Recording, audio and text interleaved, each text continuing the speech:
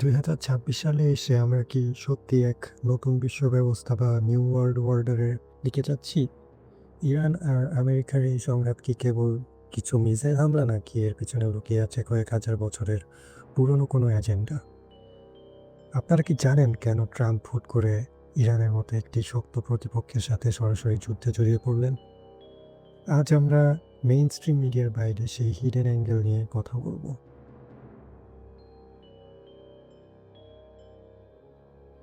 Israel কেন ট্রাম্পকে push করছে?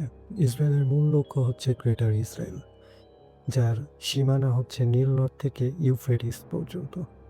এই পথে সবচেয়ে বড় বাধা হলো ইরান। ইসরায়েল চায় হলো থার্ড টেম্পল নির্মাণ করতে। জেরুজালেমে তৃতীয় মন্দির বা থার্ড টেম্পল নির্মাণের জন্য তারা পুরো মধ্যপ্রাচ্যে একটি বিশৃঙ্খলা চায়। ইরানকে সরাতে পারলে তাদের এই পথ পরিষ্কার হয়ে যায়। ট্রাম্পের নির্বাচনী ফান্ডিং এবং ইন্টারনাল কিছু ইস্যু, যেমন এপস্টিন ফাইল বা অন্য কোনো গোপন চাপ, তাকে ইসরায়েলের এই এজেন্ডা বাস্তবায়নে বাধ্য করছে। আমেরিকা ভেবেছিল খামেনি বা টপ জেনারেলদের মারলেই ইরান তাসের ঘরের মতো ভেঙে পড়বে, কিন্তু ইরান একটি ইনস্টিটিউশনাল স্টেট। এখানে একজন মরলে 10 জন দাঁড়িয়ে যায়। আমেরিকার এক একটি প্যাট্রিয়ট মিসাইলের দাম যেখানে $30 লক্ষ, যা দিয়ে তারা ইরানের মাত্র $20,000 একটি কামিকাজে ড্রোন ঠেকানোর চেষ্টা করছে। এই অসম লড়াইয়ে আমেরিকা অর্থনৈতিকভাবে পঙ্গু হয়ে যাচ্ছে। আমেরিকার বেসগুলোতে ইরানের নির্ভুল হামলা, মিডিয়া হয়তো ক্ষয়ক্ষতির কথা খুব একটা বলছে না, কিন্তু আমেরিকান সেনাদের মধ্যে যে আতঙ্ক ছড়িয়েছে তা ট্রাম্পের জন্য বড় চিন্তার কারণ।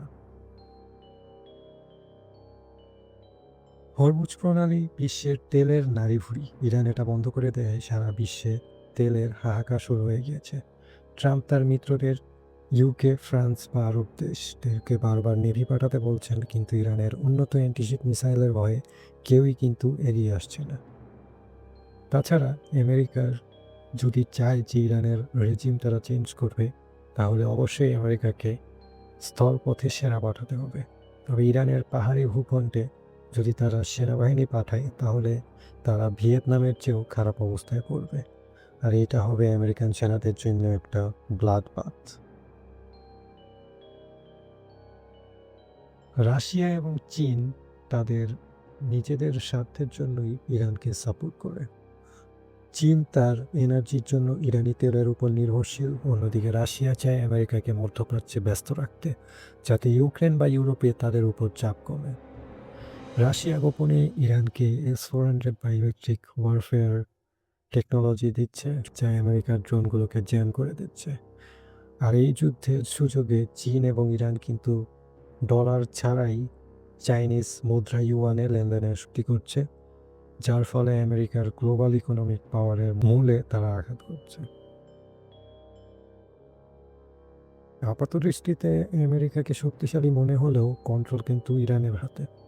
ট্রাম্প যদি এখন যুদ্ধ থামান, তবে সেটা হবে আমেরিকার ইজ্জত নিয়ে টানাটানি।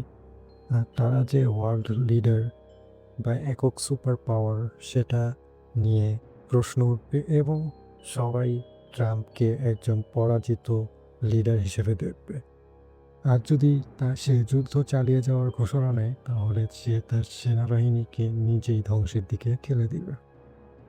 আমার মতে এই যুদ্ধে আমেরিকা অবশ্যই হারছে। মধ্যপ্রাচ্যে তাদের কয়েক দশকের আধিপত্য শেষ হয়ে যাবে। আর ইরান এখনো হারেনি, বরঞ্চ তারা জয়ের দ্বারপ্রান্তে রয়েছে।